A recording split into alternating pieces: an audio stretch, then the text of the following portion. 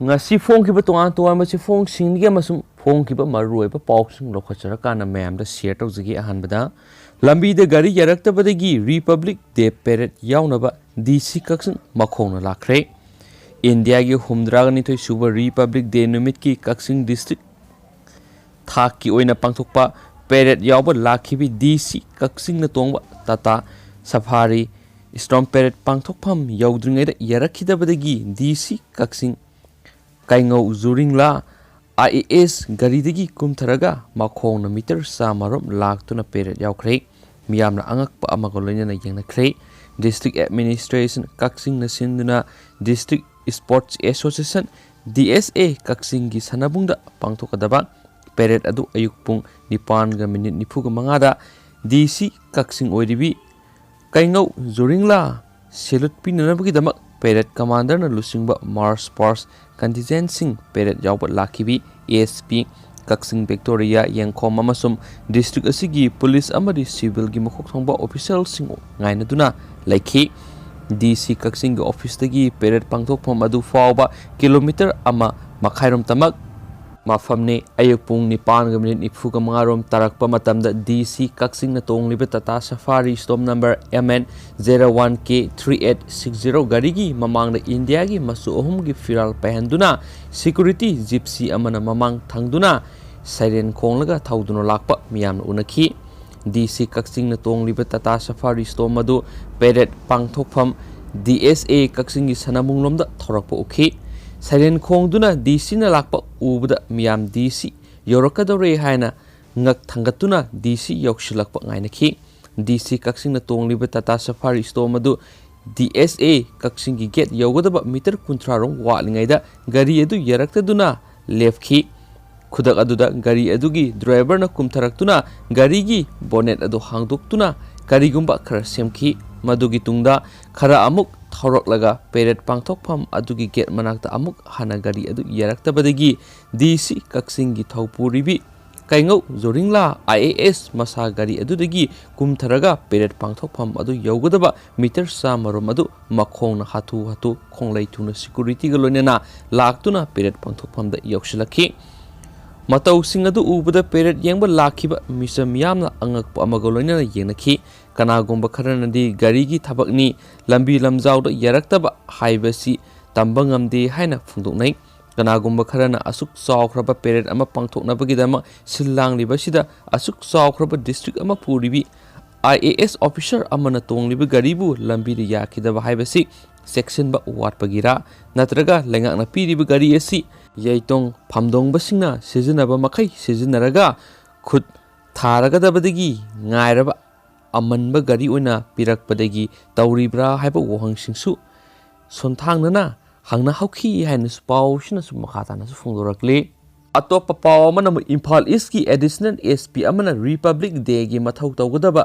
DIPR gi staff sing detain tawkhre ngarang January 13 Manipur leibak asina ningkha tambagi humdragani thoirak suba Republic Day palan thoramda official duty oina mathau tawgadaba Imphal gi Kaisampat Nityepat Sathekta leiba DIPR gi staff khara Imphal gi Kaisampat DIPR Haijin phamanakta mathau tawramba Imphal East ki additional SP prosecution oina leidibi hawam Sangha Mitra MPS na detain tawduna DIPR gi staff sing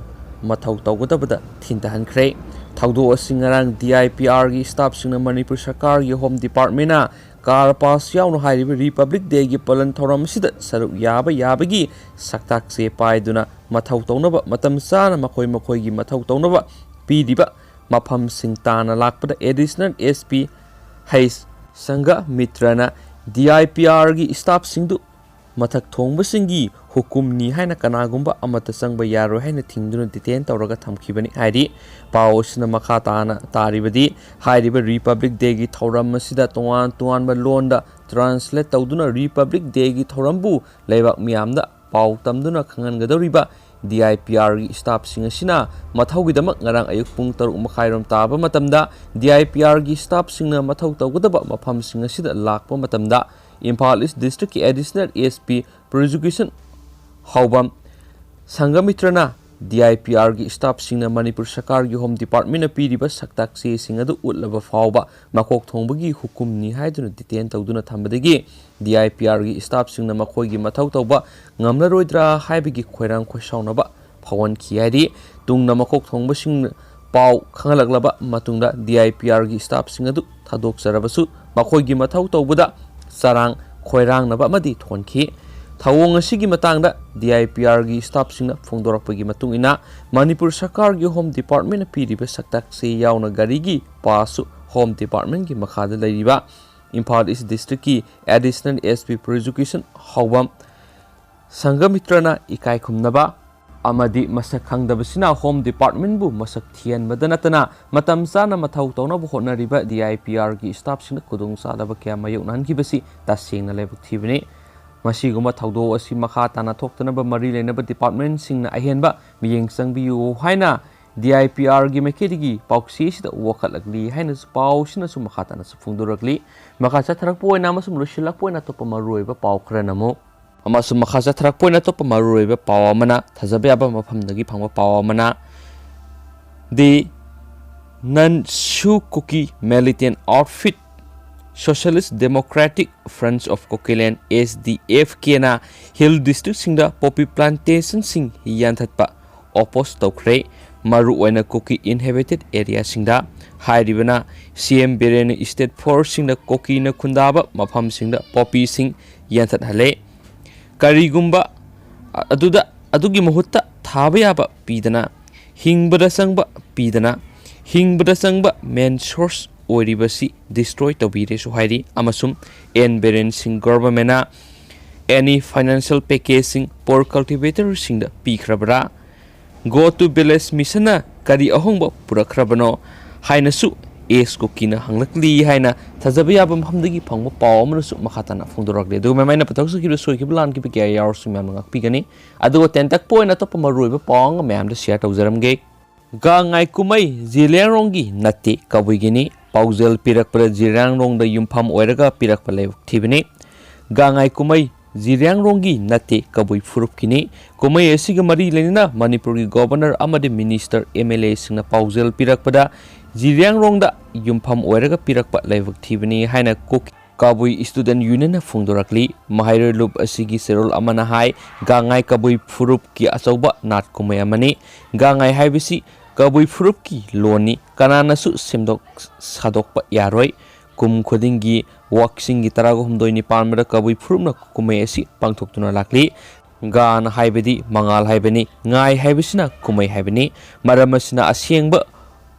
mai lauduna thoram pangthokli yumthong khuding khul khudingi khongsugi naharol sina khul aduda ing tappa afaba purakna ba madi phataba lai ngak thoknaba mai asi yeli thoram asi kabui paina hogdokani kananasu simdokpa yaroi hainasu Pausna su makhatana su phungdor du mamaina pathau su ki so ki blam ki bi hour su ngak pigani adu house ki ne de matang si kainer sin thank you